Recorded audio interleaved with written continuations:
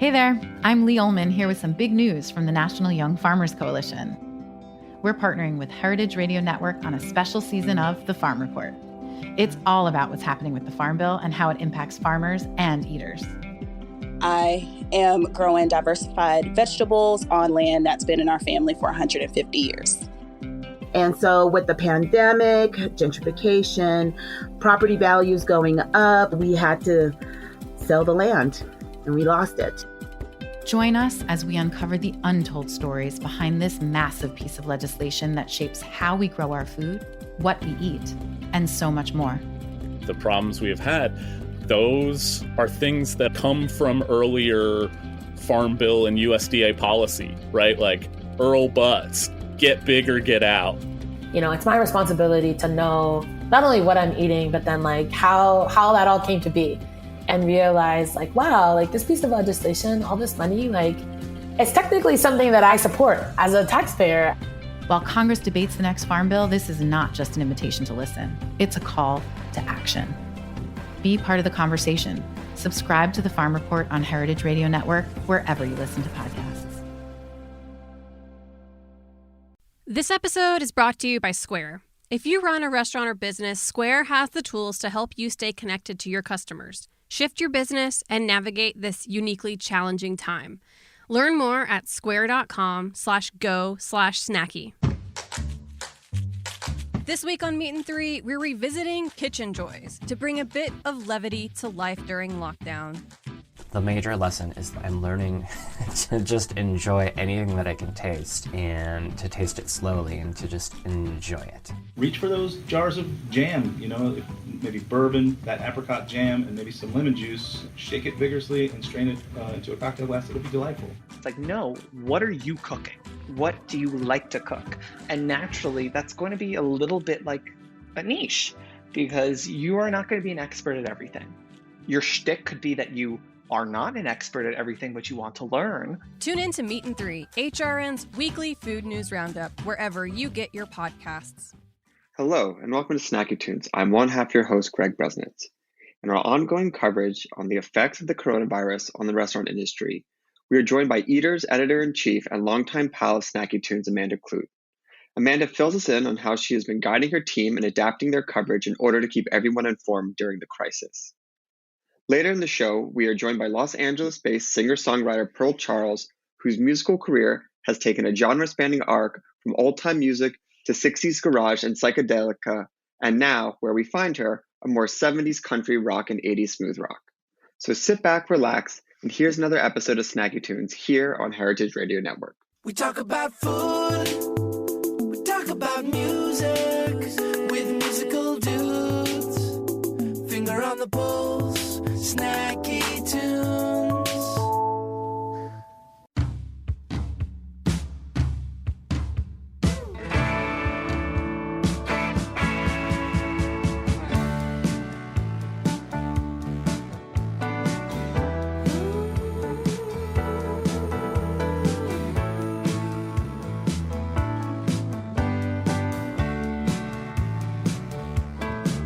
I was thinking about you all night. You've been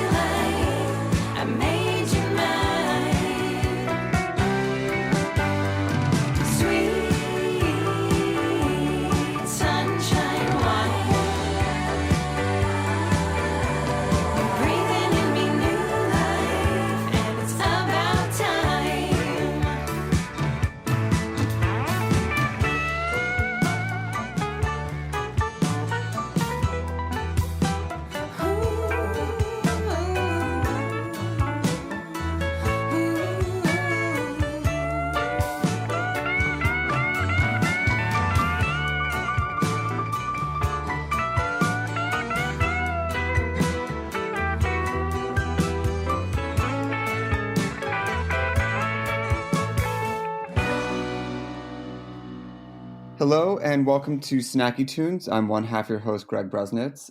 Joining us today for our ongoing coverage of the coronavirus pandemic is Amanda Kludt, editor-in-chief of Eater. Amanda, welcome to Snacky Tunes. Thanks for having me. Yes. First and foremost, how are you? I am hanging in there.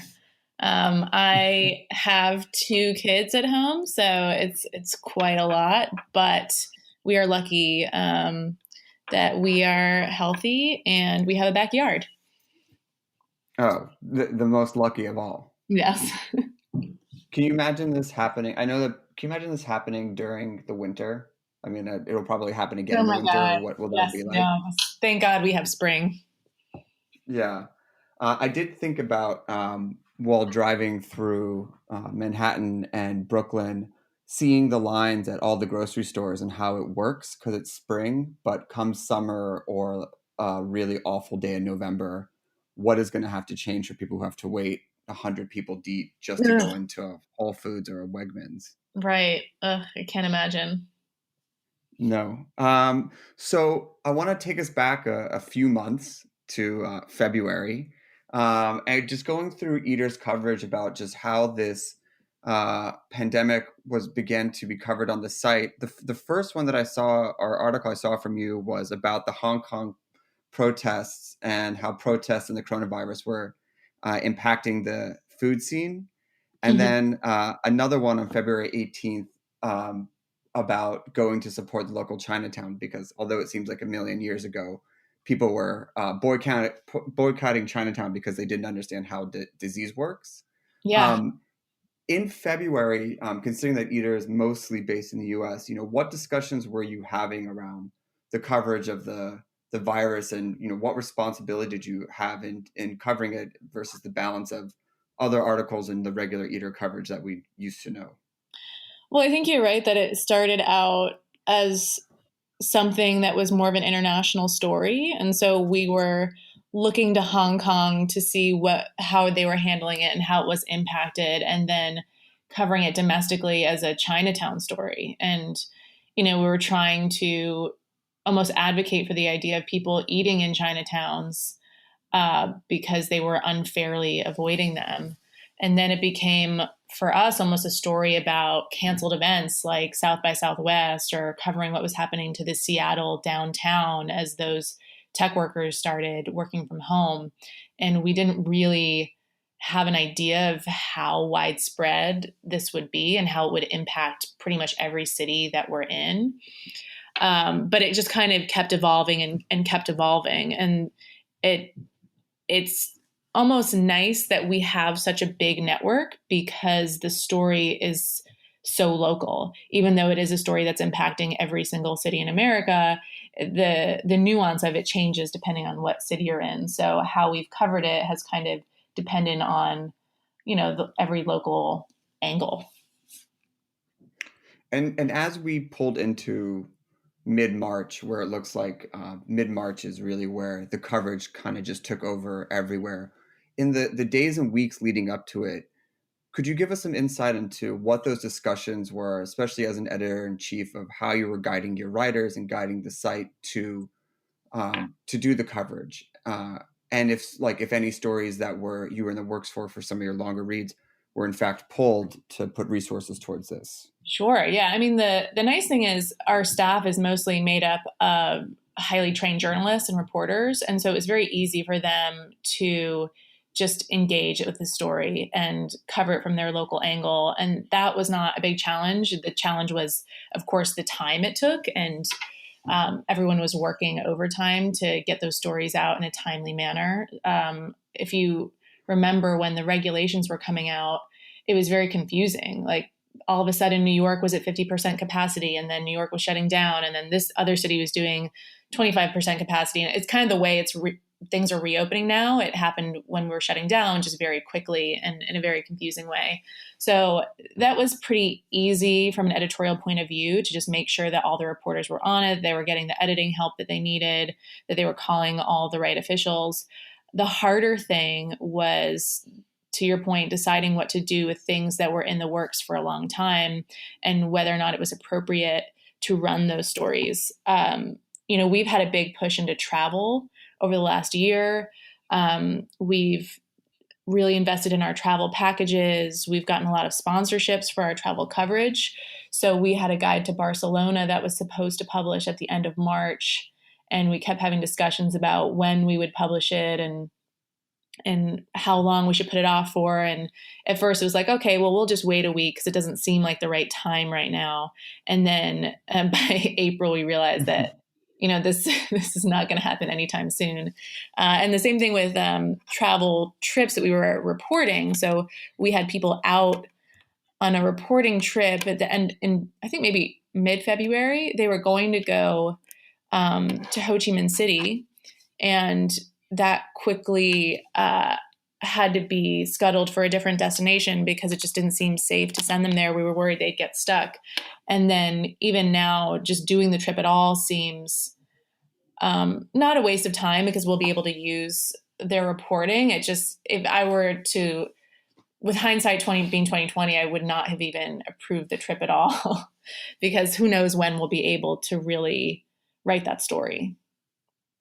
Safety is an interesting thing to bring up because journalists, I would deem, are essential workers during this time, whether or not they have the official designation, just by way of conveying information. Mm-hmm. What type of decisions do you feel you've had to make to get the coverage, and how do you balance with journalists who maybe just don't feel safe, or has that not really been an issue because they're such professionals? Well, luckily with most of the coverage, it's doable from home. And then the people who do want to go out, that's kind of up to them. And we just make sure they're taking the right precautions. It's been interesting for our video team because their work is really hard to translate to the home because so many of our video shoots happen inside restaurants. So we were lucky in that we had a lot of material stored up that got us through till about now. But now is when we're actually thinking about like, okay, when can we go back into a restaurant to shoot? What would we even do if we were to do that? So we're playing around with a couple ideas right now covering the recovery effort, but it's just such a different kind of video than what we do, and a different tone, and the audience comes to us for certain things. So that's something that we have to kind of see how it plays out in terms of the audience, but also like if, to your point, the journalists feel safe going into restaurants to do these shoots. I mean, adaptability is such a key thing here, and so many people, I feel, were trying to figure out what the future is going to be while the bottom was still and is still kind of falling out. Have you seen any innovations or any types of paths forward that you think can lead to, as you said, different types of video or where things might head? Or do you still feel that it's such a free fall that no decisions need to be made for an indefinite amount of time? I think it depends. With video, you see a lot of not innovation so much as adaptability when it comes to having people recording Zoom calls and using found footage and having chefs record themselves at home and then send that to you and you edit it together. It's just a different kind of story. We found, I think there's an upside in terms of the events world because we had gone really hard into events over the last year and they were doing really well for us. And we obviously cannot do that in person right now. But we found that by doing online events, whether it's Zoom or more often than not Instagram Live, you actually get to engage with more people and involve more people, and your talent can be anywhere. And that's been a kind of fun adaptation that this has forced us into, where we wouldn't have experimented in this way before. I think what's interesting is like the role in which that Eater plays in the culinary world. What have you seen as a shift in the role of Eater, I'd say maybe, January versus now, and how have you had to maybe refocus given the climate? I mean, from the writer's point of view, we've gotten into the home space. So we're not a home cooking site, and we never will be. We're not going to be developing recipes, but we are definitely talking about dining at home and food culture in the home right now. And we were not doing that before. So we might have in January had articles about what movies or shows you could watch or what books or cookbooks to read. But now we're talking much more about, how to transform your takeout into something that's a little more special, or what recipes from Smitten Kitchen we think you should be cooking from. So we're kind of, getting into the space without taking the step to actually make recipes and develop recipes, because there's so many great sources for that out there already. But it's kind of been fun to see how far we can go into this area and what the audience really wants. What is a fun way to transform your takeout? I think it's just making it more special, like glamming it up a bit, putting some swooshes on the plate, taking it out of the container, obviously, pouring yourself a nice. God, taking out a container is the biggest hurdle. Yes, like get some nice dishes together. And have you seen, and how much do you allow the audience to guide these stories? And again, like pre-pandemic and post-pandemic, as it is a new world, like, are the audience asking for certain things outside of guidelines, or what are their needs? Yeah, we're always paying attention to the data. So that was the same before as it is now. And it's important to pay attention to those things because your assumptions are often wrong. Like we pivoted our service content pretty quickly. So, we're not making maps of where you should be eating right now, but we have maps on where you should be getting takeout and, which restaurants are providing groceries. And I thought that would work almost 1-to-1. And obviously that's not true. So the maps do well, but it's not anywhere close to the success we would have on a map of where you could be eating Chinese food out in New York versus where you can get Chinese food in. And our audience really wants news. They want to know about the guidelines for the restaurants. They want to know what this restaurant industry is going to look like when it reopens. We've had a lot of response to first-person accounts from restaurateurs. So people really, whether you're a restaurant buff or not, I think the industry is a point of focus for so many people right now. So any information they can get on how people are impacted and what this is going to look like at the end of this is really important. As the editor-in-chief, how do you balance those kind of first-person accounts and hearing from chefs versus almost a story fatigue? It's nothing to anyone, but how do you make sure that there remains a humanness to this and people are bringing new insights, but also not making sure that it becomes too repetitive or it's just the same story over and over again while I think that's supporting the culinary community? Right. That's the challenge, is that it has to be an interesting story with an angle, just as any story you're running. And, my inbox is full. I probably get 10 pitches a day from someone in restaurants wanting to tell their story. And, more often than not, it's the same story that we've heard already. And that's what makes this so sad, is that every personal story is this, is this tragedy, but we can't just run every story. So there has to be an angle, there has to be a point of view, or it has to be just beautifully written. So that's kind of what we're looking for. We're going to take a quick musical break, play a song from our archives, and we'll be back with Amanda Kludt here on Snacking Tunes on Heritage Radio Network.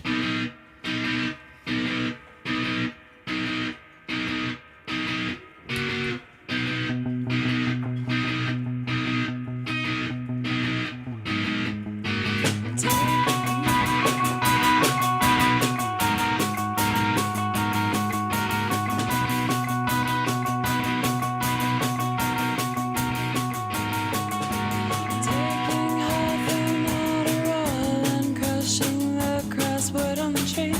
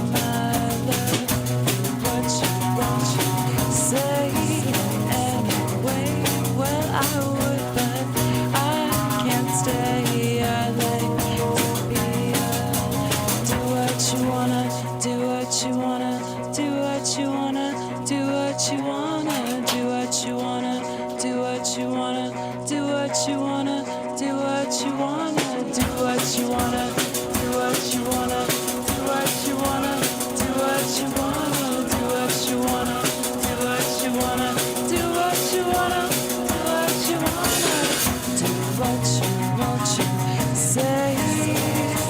Well, I would, but I can't stay. It's up to you, my love. Do what you want you say. Anyway, well, I would, but I can't stay. I like to be alone. It's up to you, my love. I like to be alone. It's up to you, my love. It's up to you, my love. One of the things that Eater is really well known for are its restaurant reviews and criticism and critiques of the restaurant industry. What room, if any, do you see for criticism during this time? I think that is a tough place to be. I don't think anyone really has the appetite for restaurant criticism in this moment. And I also don't know how you would do it just with takeout. And you've seen restaurant critics across the country get furloughed in this moment, actually, as media kind of goes through its own crisis. Luckily, our restaurant critics are utility players. So, Ryan Sutton in New York writing for us is kind of wonky and loves covering the labor beat. So he's had plenty of work to do right now. And Robert Sietsema, who's always covering, more accessible food and all kinds of outer borough food, has been keeping his sandwich column going and is just out and about. Like, he's the kind of person who you're not going to be able to keep inside. So he can always be your man on the street who's going to see what's going on and, who's already getting crowded, who's opening for takeout, all that good stuff. So we've been lucky in that we've been able to, have lots of work for these guys, but it's definitely not reviewing restaurants. Can you define utility players? I just mean people who can cover all kinds of beats. So maybe you're known as a restaurant critic, but also you're just an ace reporter or you're a beautiful essayist. And I think we've had to really push everyone into being utility players in this moment, because maybe the beat that they were covering or the story that they had been working on doesn't make sense right now. Or in terms of, the flood of news that's been coming in, we've needed more reporters just getting the news out. So we've had people who are maybe doing more long form work, writing quicker news pieces. We've had a features editor who's usually editing long freelance pieces, and she really hopped in over the last month, just helping out the whole team editing their work. So it's kind of been an all hands on deck moment for the team that's used to kind of focusing on their lane. You can't really imagine that anyone with any of the restaurants innovating and trying to survive, like automats and serverless food, that anyone would come with like a sharp pen or acid tongue to take it down during this time. No, it's just not the time. I mean, it was similar actually in 2009, if you remember.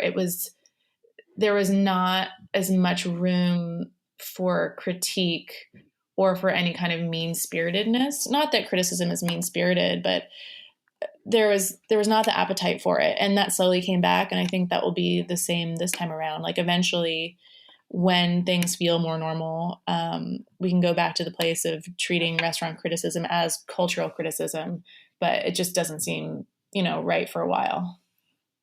Yeah. In addition to getting 10 stories a day of people who are trying to tell their story, I can only imagine that you're also getting all the different innovations and creative ways people are trying to move forward. I think one of the greatest ones I saw was the restaurant mannequins. Yeah. Can you talk a little bit about that? And I'd just be curious to know if you were willing to sit next to a lifeless body just in order to eat out. Yeah, the restaurant mannequins, that's a story from the Inn at Little Washington, which is a very high-end restaurant with 3 Michelin stars in Virginia. And they're filling the restaurant with mannequins so that it doesn't feel as empty when you are dining there. I think I would rather dine in a half empty restaurant than next to mannequins, but I like the creative spirit behind the move. And yeah, there are places trying all kinds of things, nothing quite as absurdist as that. But usually the things we hear about are more pragmatic, about restaurants turning into grocery stores or restaurants launching new takeout concepts in this time. Or, the to-go cocktail trend has been very big. In terms of reopening, I think people are trying to find ways to keep their staff safe and their restaurant diners safe. I have gotten some press releases for some very fancy partitions for high-end restaurants, so I'll be interested to see if anyone actually buys those and puts them in. Yeah, I mean, what makes one plexiglass better than the next? Right. And one of the things that this has exposed, especially being home with my parents who don't know much about the restaurant industry, is people beginning to really wake up and see a lot of the failings of the current climate. I think two of the areas that you cover really well is, just the absolute razor thin margins or debt that chefs go into, and then also the failings of the meat industry. Touching on the razor thins, like from your own opinion and what you're seeing, like, do you think that a lot of the restaurants will come back in their current state? And if not, how do you think that they might even be willing to be rebuilt in the future? So there might be some future that people don't have to perpetuate this ongoing cycle of in over your headedness and no escapism. I mean, I think that's the $1 million question. It's not a super sustainable model, or if it is, it's just not immune to much. Like if you own a restaurant and the subway is down that weekend, or there's a flood or a water main break, like that could put you back quite a bit. So restaurateurs are always in need of savings. They're, cash in hand businesses. They don't have a ton of wiggle room. So if something like this happens, the ones that will survive, it's really case by case based on what their relationship is with their landlords, because that's their biggest expense. And even though there's government relief coming in the form of the Paycheck Protection Program, that's not really helping people cover their basic rent costs. So if you don't have a very helpful landlord and you haven't been able to make a ton off of delivery and takeout, you might have some real issues reopening. In terms of how we can change the business to be more sustainable in the long run, I think a lot of people are trying to think about that right now. And it's really hard because part of fixing, quote unquote, fixing the business also means making it a better business for the workers. And that's been a big issue that people have been looking at over the past, number of years. So how do you build this business where people can be paid and taken care of? And there's actually a way for the owner to save money for the long term and not make consumers pay exorbitant amounts for the food that they eat. And I don't really know what the answer is to that beyond just having people pay more for their food. Yeah.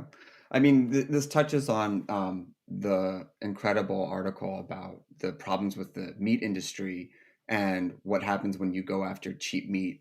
I thought that I knew a lot about the industry, but the images of chickens and pigs being too big for their legs, right, just as like I can't get that out of my head at all. So again, it's like it is this exposure during this time where things calm down and people have to really reflect on it and understand why there's a meat shortage or perceived meat shortage and all of it behind it. Do you think that again, as your role, like going after these stories and telling them now, feel that they get more impact or more eyes on it because people either have more time or they're really beginning to explore where food is coming from? Yeah, I think people are more open to these stories. I mean, even just personally, I'm more open to these stories because there have been people complaining about our food supply chain and the industrial meat system forever. And you kind of, if not turn a blind eye, but you forget about them, or you think like, okay, yes, I want to buy ethical meat. And then you might just have a fast food burger the next day because it's delicious. But I think this is really bringing it home, like hearing about hundreds of thousands of pigs that have to be euthanized because they literally cannot live another week because they're bred to be so big. It makes it feel so real.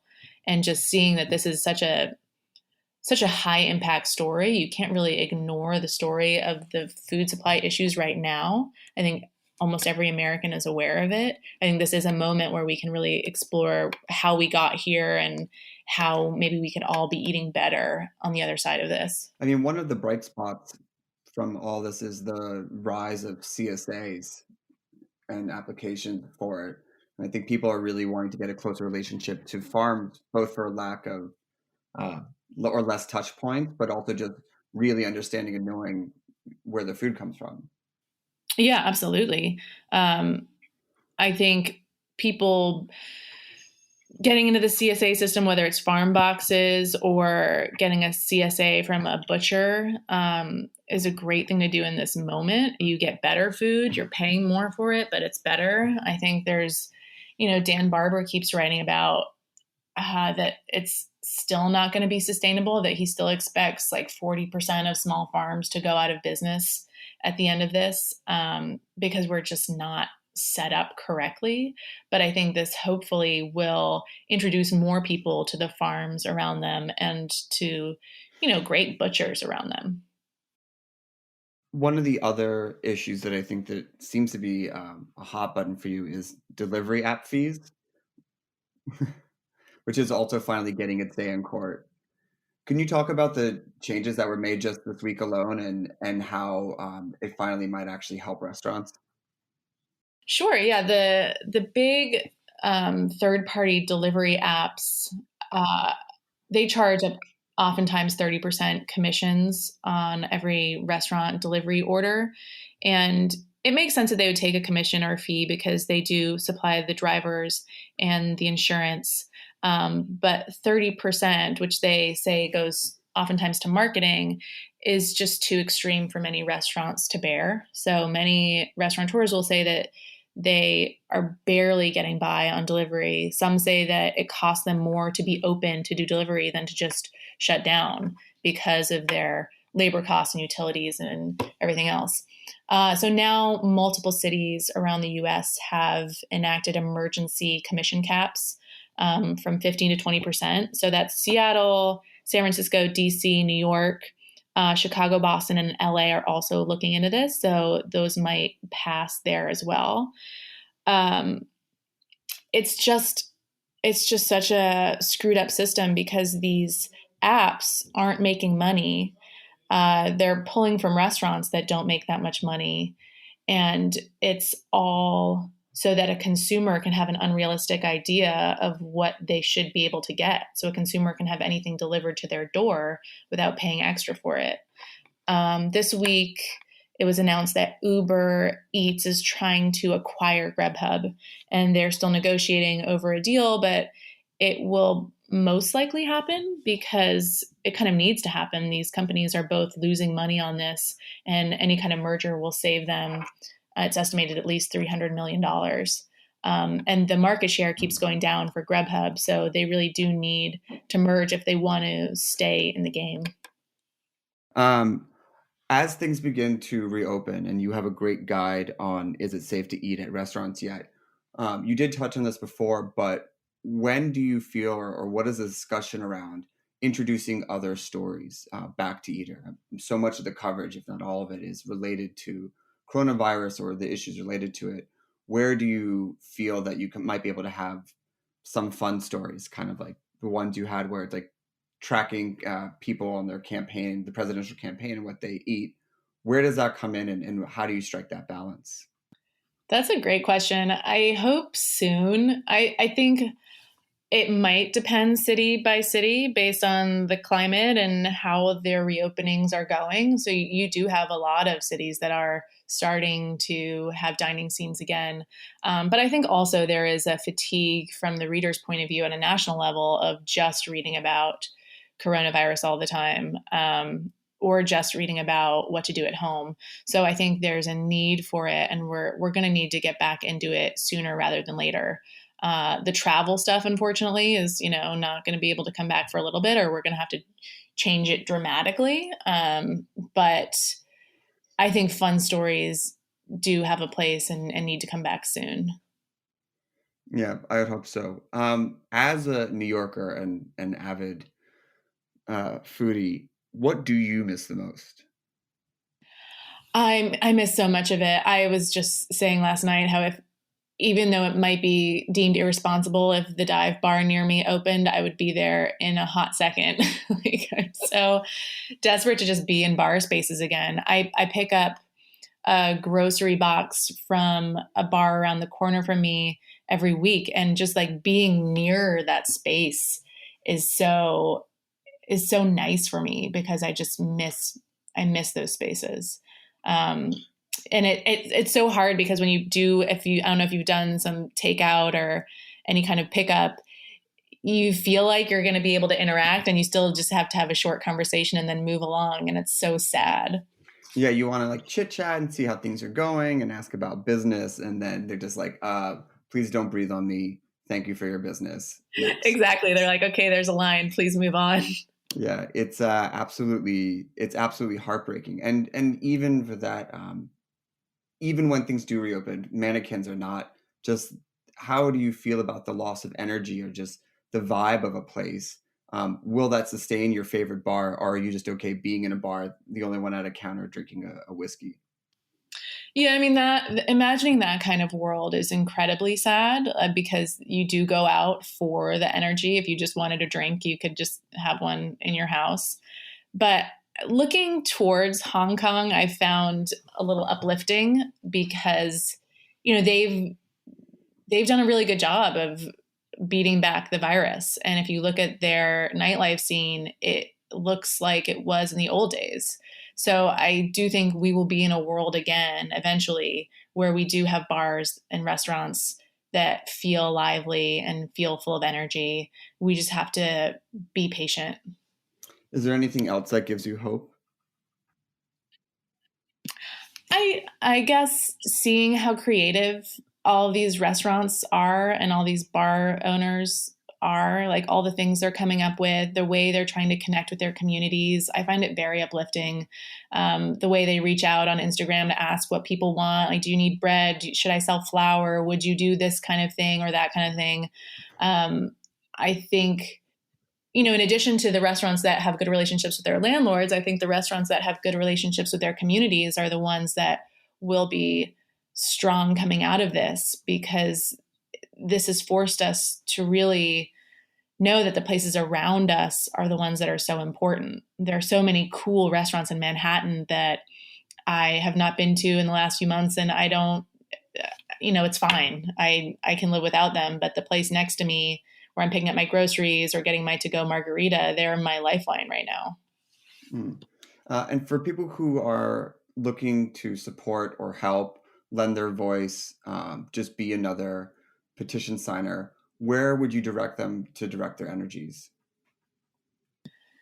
I mean, I think spending money at your local restaurant is a great way to do it. Give to their GoFundMes, and then give to the food banks, because they are really in a tough spot right now. And I think we oftentimes, when we focus so much on restaurants, we forget about the rest of the community in the city. And so I think those places could really use money and also time for anyone who can volunteer virtually or in person if they feel safe doing that.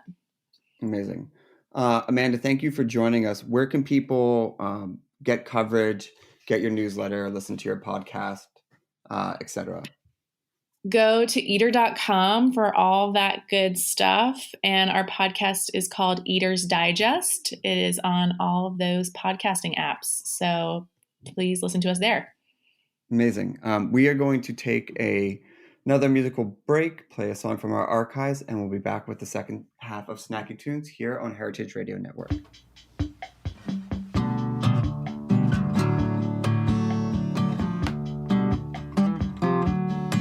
I know you've been away for a long time. Feels like 10 years or more. It got me to thinking I shouldn't have said all those things I regret even more now. I'm feeling sentimental. Times I'm living for the past. Hold your face before my eyes, but it never seems to last. So let's go back to Pacific Grove when those monarchs come back home. I know I won't make it alone. We'll love and laugh in a tavern when that evening sun goes down, and meet halfway in Pacific Grove.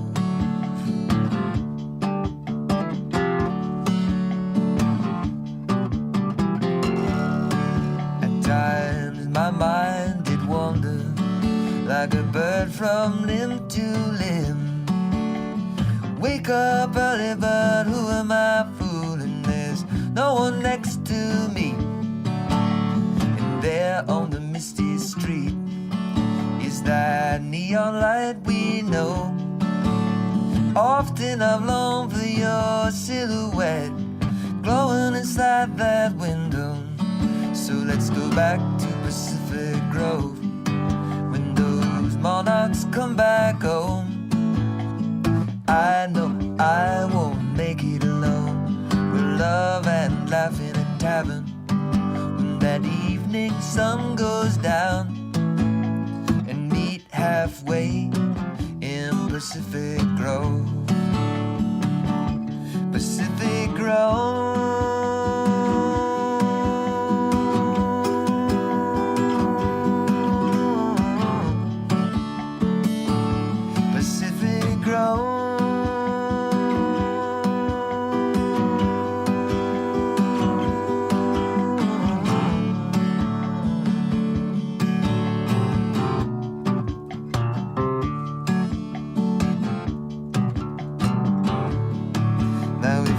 Loving someone new, if that fountain's overflowing, I'll get the feeling that I'm on the banks, walking out the river stone. I know you've been away for a long time. It feels like 10 years or more. It got me to thinking I shouldn't have said all those things I regret even more now. So let's go back to Pacific Grove when those monarchs come back home. I know I won't make it alone. We'll love and laugh in a tavern when that evening sun goes down, and meet halfway in Pacific Grove. We'll meet halfway in Pacific Grove.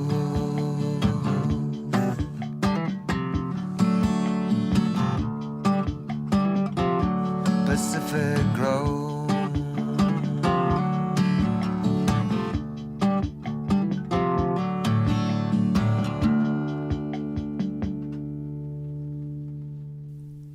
This episode is brought to you by Square. We all know that this is an incredibly challenging time for our friends running restaurants and small food businesses. With social distancing in place, people are staying home and eating in, and restaurants have had to pivot to pickup and delivery only. HRN would usually be recording our podcast from our studio inside Roberta's. But since they've had to close their dining room, they've ramped up their frozen pizza production, set up a wine and grocery shop, and seen their delivery orders skyrocket. Like Roberta's, many restaurants have been changing offerings day by day as they figure out how to best serve their customers. If you run a restaurant or small business, Square has the tools to help you adapt. One of these tools is the Square online store. It lets you set up a free online ordering page with curbside pickup and local delivery so you can keep customers safe. You can deliver orders yourself or integrate with delivery partners. Its Order Hub lets you manage all your incoming orders in one place, no matter which delivery partners you choose to use. Square has all the tools to help you stay connected to customers no matter where they are. See everything that's available by visiting square.com/go/snacky. Hello and welcome back to Snacky Tunes. I'm one half your host, Greg Bresnitz. With our ongoing coronavirus pandemic coverage, we welcome Pearl Charles to Snacky Tunes. Pearl, welcome to the show. Hi, thanks for having me. Yes, first and foremost, how are you and where are you? I'm home in Los Angeles, California. I live in a neighborhood called Mount Washington, and I'm doing pretty good considering, the state of the world. Have you found this to be a creative time period, or have you gone to the other side of I'm just binging everything I possibly can and nothing gets done and that's okay? I'd say I'm, healthily in the middle of those two things. I finished a record right before this, which I'm really grateful for because I can see how hard it is to get things done now. And I also filmed a music video right before, like literally the weekend before everything shut down. So I've been able to continue working on all of that stuff because there's lots of back end, obviously the editing and doing the artwork and all of that for the album. But my boyfriend and I have been holed up here at the house, and we actually bought a Rhodes electric piano right before everything went down as well. So we've kind of been here messing around with the Rhodes, setting up our little home studio and building it up, buying little pieces of gear that we can get, and just trying to stay creative and trying to stay positive and doing the best we can. What is one particular achievement you've made with the Rhodes that had it not been for the pandemic, you don't think you would have learned it or made that evolutionary leap? Well, my new record is really more keyboard based than the previous. So I learned one of the songs that I'm actually going to do today on the Rhodes. So that was something that I had a keyboard that I had bought, like a 90s electric keyboard, which was fun to mess around with, but it's not quite as inspiring as when you really sit down with the real thing. Yeah. So as you mentioned, home is Los Angeles. You were born there and you grew up there. How do you feel that Los Angeles has influenced the music that you write? Because you used to be in a rock band, and your songs and sound has evolved. How has the city played a role? Well, I always say I grew up in Hollywood, like a few blocks away from Laurel Canyon. So I think that influenced me whether or not I was conscious of it at the time. And my dad was really into that kind of music. I mean, he was into Bob Dylan and the Beatles and everything. But I kind of feel like even though those artists aren't like necessarily connected directly with the Laurel Canyon scene as much as you would say like Neil Young or Joni Mitchell or something, like they're all like peripherally kind of involved. I kind of lump them all together as like the 60s conscious era of rock and roll. So I think that really like has seeped in. But my mom was really into country music. I guess this isn't so much LA based, but my mom was really into country music. So that was a lot of what I listened to growing up as well. And so I kind of feel like those two things, which were also very much married in the Laurel Canyon scene with the Byrds and things like that, that's like been a really big influence on me. You've talked about your parents both being creatives and pushing you to a creative direction. How do you feel that influenced the choices that you made? I mean, there's so many stories of parents who don't understand their kids being creative or don't really get what their children are trying to do, and they put those creative constraints around them, and that's how they break through. Having that encouragement, did that open you up, or do you feel like it held you back because you didn't have the same things that people used to rebel against? Well, I definitely think it's an interesting thing. Like you said, like most people rebel against their parents by becoming artistic, or maybe not most, but I definitely have that experience with a lot of people I know. My boyfriend was actually raised by artists as well. So he and I have that in common, but a lot of other people we meet, definitely we meet musicians who are like told while they're growing up that they should try to pursue something that's more solid. That being said, everything in the world is so different now from when I was growing up and when our parents were growing up. So, even the art world seems less stable than it once did. But definitely, like, I mean, I have 2 sisters and a brother, and none of them chose to pursue the arts. They're still in like creative industries. Like, they all work in the film industry, but they're more behind the scenes and, you know, in other elements instead of like the actual artist role. But yeah, I mean, I think it really helped because I was nurtured, but I also, you know, I didn't necessarily come to find it on my own. I mean, my parents saw that I loved music, so they just really encouraged me to take lessons and go to camps and things like that.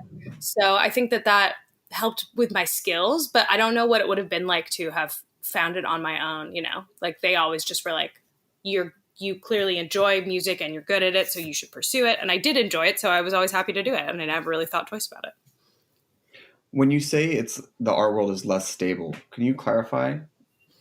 Well, what I mean is that obviously, and I can't speak to every industry, but I mean, I think it's kind of true across the board, but especially in music. I mean, I idolize like the 70s, and I watch these documentaries of these bands that had private jets and they were trashing hotel rooms. And I mean, that's not really like what I want for myself as an artist.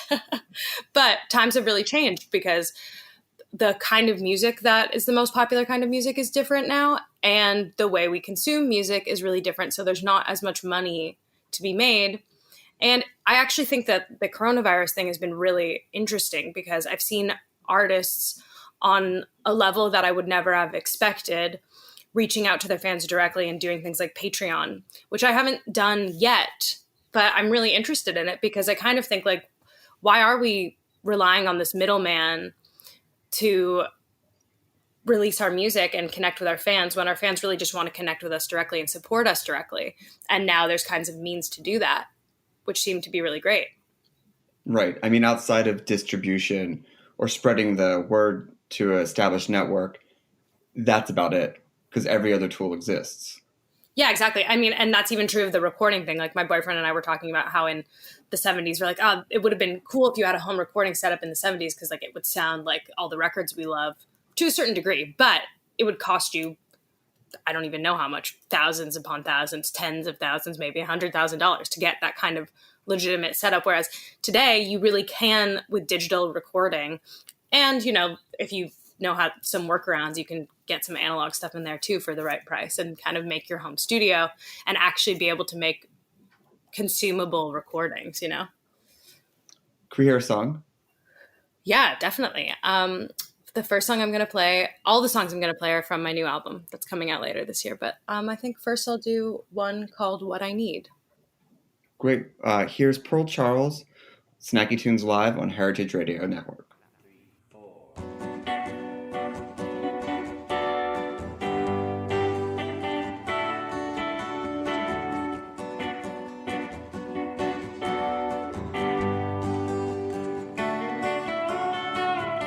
Seems like you've got something to say, but the cat's always got your tongue. Put it off for another day, but one day it's gonna come. Because you keep on holding back, I guess that we both do. And it's easier to live this lie than to tell the truth. Oh baby, I don't wanna lose you. Tired of living in between. Oh, baby, I don't wanna lose you. Maybe that's what I need. That's what I need.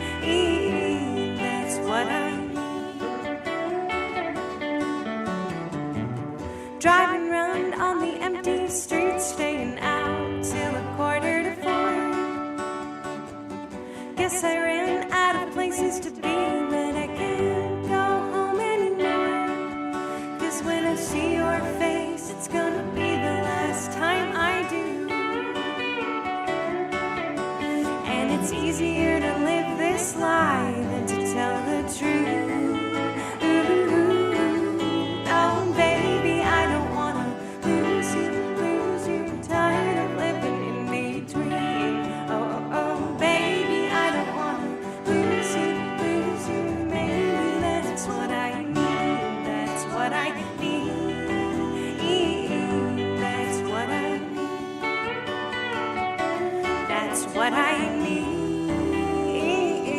That's what I need.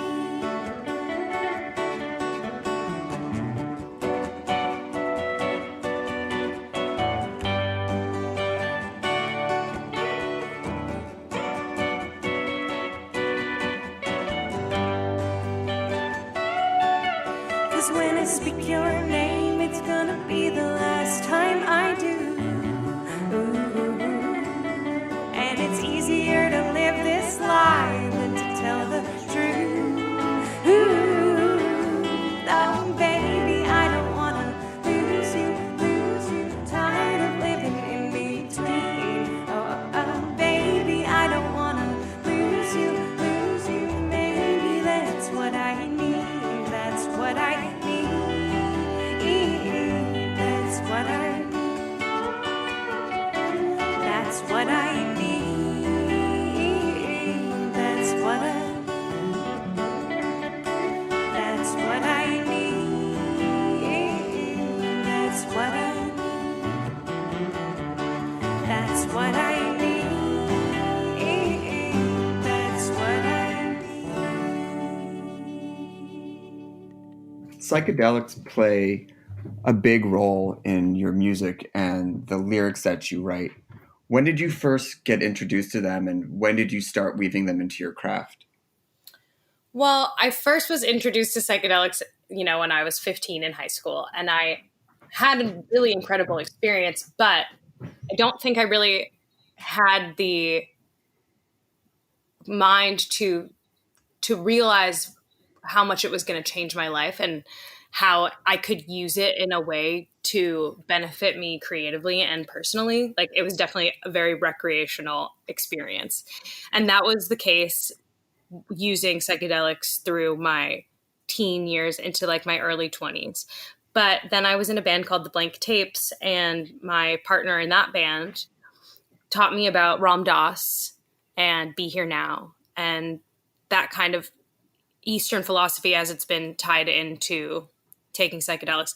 And really, I mean, ultimately Ram Dass says that meditation is the key. And I think a lot of people would say that, but psychedelics are an interesting window into potentially the same part of the mind that you can reach with meditation, which is just like more of a flow state. And I've written full songs completely. Like, it just feels like you're a channel. And I think a lot of artists have talked about that, like Bob Dylan, definitely, who is one of my idols, of course. And what are you channeling, or what muse is coming through you when on psychedelics versus when you're in a sober state of mind? Well, it might be the same one ultimately, but it's kind of about being open. I think you're more open when you have let your guard down and when your ego is a little less empowered, which is like the joy of psychedelics, I think. But you can get there when you're completely sober, and even when you're not even in a meditative state, you can get there if you sit down and do the work every day. I mean, it's kind of like, if you're familiar with the Artist's Way, like that's their philosophy in that book, is like, if you just show up to do the work, like eventually the muse will come and visit you. It can feel very thankless sometimes, because sometimes she does not come. But when she comes, it's great. I mean, so psychedelics are just a bit of like a jump start or a shortcut for people who maybe don't want to take the time to learn a meditation practice or do the work day in, day out. Yes, that's true. I don't want to say that you should use it as a shortcut, because it's definitely like, it can be a dangerous game. It's a slippery slope, because first of all, I have a lot of experience with it. So I can kind of, there's an amount of control that I can still maintain in my mind when doing it, so that I'm able to use it for a creative practice. There's a really amazing book that came out a few years ago by Michael Pollan called How to Change Your Mind. And he talks a lot about this idea of set and setting, and how, like, if you're in the right place, in the right context, then you can get that out of it. But that being said, if you're at a party or you're like somewhere you're uncomfortable, just in a situation that like isn't ideal for taking psychedelics, it probably won't benefit you as much. You in your writing and your songs, you find a lot of balance between lightness and darkness, and you even referenced to the differences between what you grew up listening to versus what your mom grew up listening to. How do you strike that balance to, achieve optimism and a rosy colored life while still touching on the depths of the darker side of the human soul? That's a really good question. I mean, I think life is that yin and yang, and you really can't have the light without the darkness to counteract it. So I feel like it would be somewhat dishonest to only portray one side of that. So I think that's like something that's really important to me, because I think that's like just honest. So that's kind of how I've kept that in mind. Can we hear another song? Totally. Actually, this one is a perfect example of what we're talking about. It's called Take Your Time.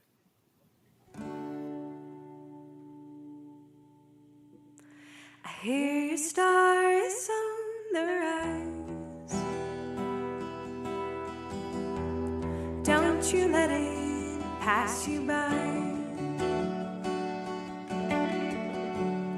You were busy getting high.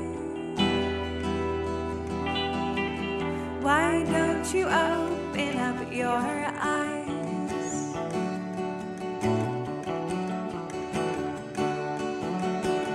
Take your time. You're alright. It's gonna be just fine.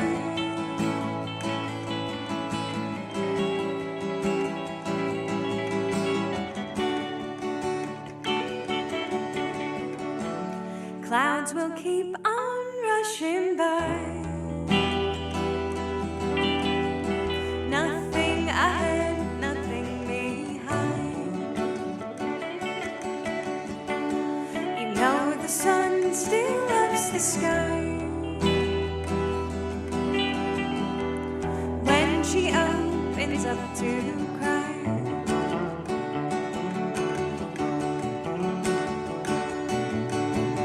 Take your time. You're alright. It's gonna be just fine.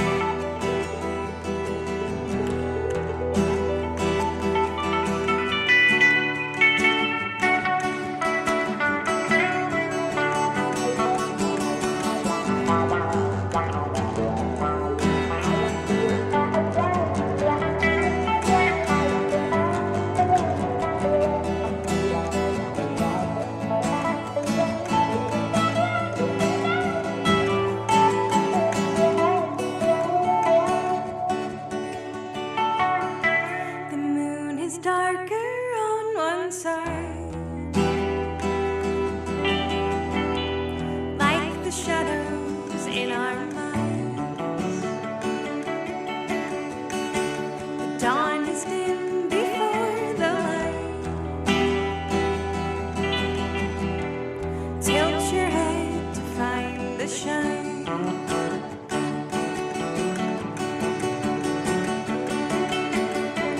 Take your time. You're alright. It's gonna be just fine. You gotta take your time. You're alright. It's gonna be just fine. Ooh.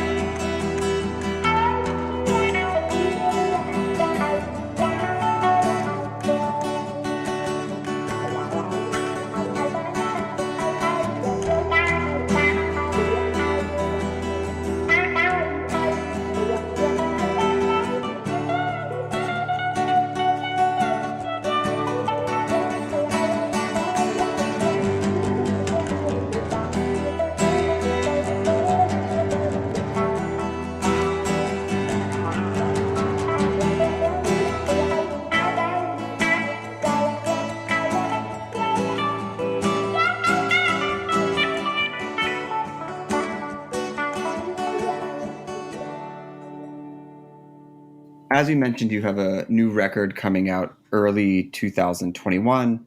You recorded a video. The single's coming out in August. Has anything changed or anything in your approach had changed since the coronavirus hit? And if so, what is it and how might have the project evolved?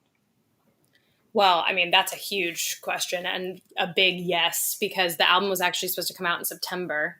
And then we were kind of just waiting and seeing what was going to happen, because we really still at this point, and I don't know how long it's going to be, have no idea when touring is going to open up again. And that up until now has been the primary way for musicians to make money in the 21st century. So I think that we're really still kind of just figuring out the new approach as we go, or taking it day by day. I mean, obviously a lot of this live stream stuff is going to play a huge part of it. And like we were talking about, maybe Patreon, I don't know. Like I've always wanted to connect more directly with the fans and with the people who aren't fans yet, and the people who want and need this music. And I believe that like every single artist has their audience that is out there that's looking for them and is thirsty for that. I mean, I know how like listening to music makes me feel. I'm a music fan. So I know that there's people out there, and I'm always looking for new music and always like really hungry for that. So I'm like, I know there's people who want that. So I'm just kind of thinking about how, even though I can't actually go there and be in front of these people right now, how can I get that music to them? Yeah. I mean, you also have to create more in a sense. I think some people before, like, the record is the record, and now I'm going to go play the songs from the record, and that was good enough. And that was good enough for a very, very long time to make a career. And now there has to be an evolution in order to survive as an artist, but also to find that connection through the fans and new audiences. Totally. And I mean, ultimately, like, well, there's so many different parts to the music making process that are so pleasurable. And being on tour and playing live is like top of the line. Before I played like music in bands, I did musical theater when I was growing up. And I remember being in my first like musical theater production when I was 5 years old. And I was like high off of that audience performer connection. And so that's something that is sad that it's kind of gone away for the time being. But the feeling of the energy exchange of the live stream, like it was really real. When my boyfriend and I did one, I felt like we were connecting. It was kind of like what I'm saying, like we were almost connecting more directly with the fans. Also, you got to have their feedback like live, real time. So even though it's a little distracting sometimes, it's still really nice to kind of see how people are connecting with it in this new way. So, yeah. One of the other themes from your music is this idea of never feeling settled and just being restless and wanting more from life. How has this great pause made you adjust your mindset? Well, it's really made me reevaluate. I think kind of what you were saying before about needing to create more. Like, it's all about the creation. That's the part. Okay, sorry. I feel like I sort of lost my train of thought before when I was talking about performing, because that is so exciting. But the other side of it that's also so amazing is the creation. And that will never stop. And you'll always need to be finding new things to talk about or new ways to express the same feelings, because I feel like life is kind of like a lot of repetition of the same scenarios in different contexts. So it's about finding like new words for similar feelings sometimes. I mean, and new words for new feelings. But yeah, I think like you were saying, the creation aspect is kind of like really at the forefront now. Just continue. You mentioned the balance of romance and optimism, similar to Light and Darkness, but almost an existential crisis of a dissatisfied generation. What hope do you find in things, or what gives you strength to know the hand that you've been dealt and to claw your way out of it, or see the brighter side of things? Well, I kind of feel like the world is just the ultimate expression of the universe, and the universe is creation. And it's dark and light, like you said, and like I was saying before. I think it's like you really can't have one without the other. They inherently go hand in hand. And so there is beauty in the pain and the suffering of the world.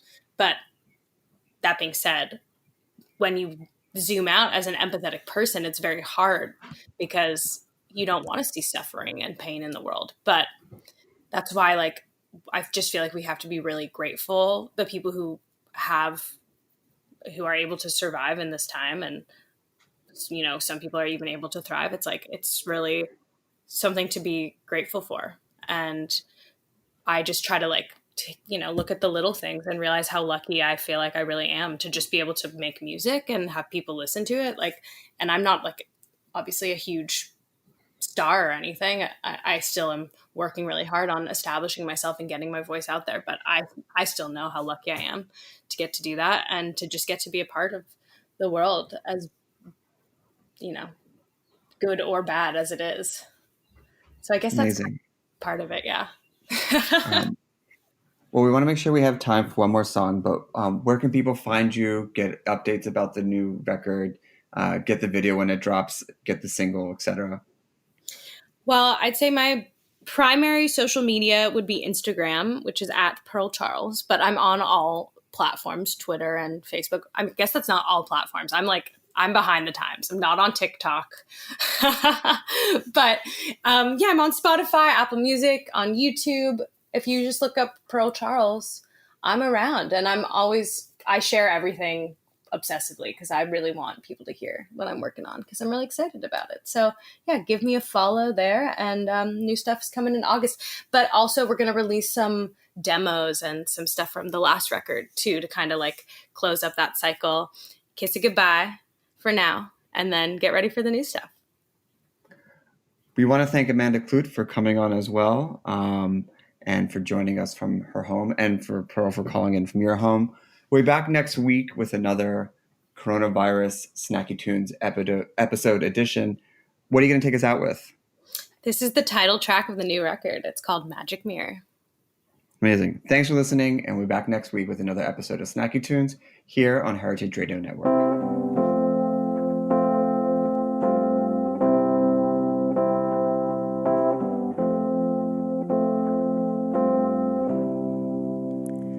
You can't please him. It's no mistake. I've been deceiving without trying. This magic one knows just what to do. All you seek is inside of you. Magic mirror, what can I do? I've been lost inside of you, sick and tired of being lost and misconstrued. My eyes are red, my heart is blue.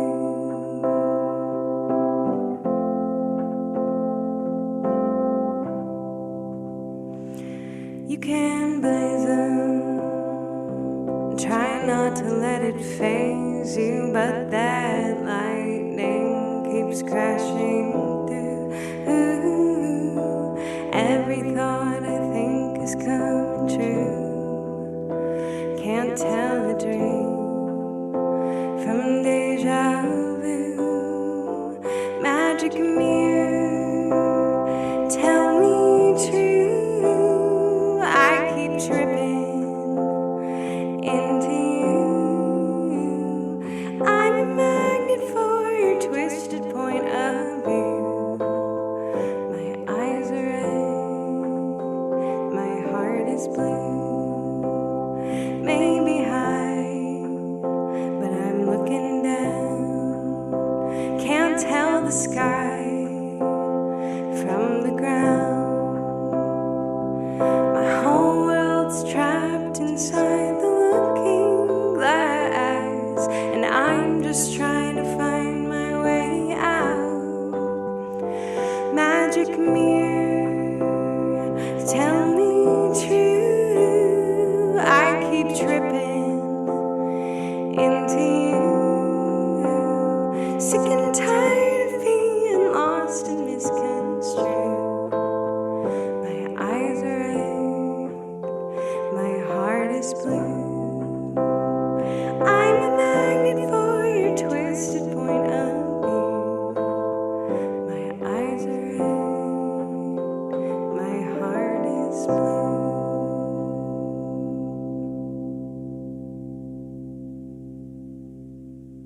We talk about food, we talk about music with musical dudes. Finger on the pulse, snacky tunes. This program is powered by Simplecast. Thanks for listening to Heritage Radio Network, food radio supported by you. For our freshest content and to hear about exclusive events, subscribe to our newsletter. Enter your email at the bottom of our website, heritageradionetwork.org. Connect with us on Facebook, Instagram, and Twitter at heritage_radio. Heritage Radio Network is a nonprofit organization driving conversations to make the world a better, fairer, more delicious place. And we couldn't do it without support from listeners like you. Want to be a part of the food world's most innovative community? Rate the shows you like, tell your friends, and please join our community by becoming a member. Just click on the beating heart at the top right of our homepage. Thanks for listening.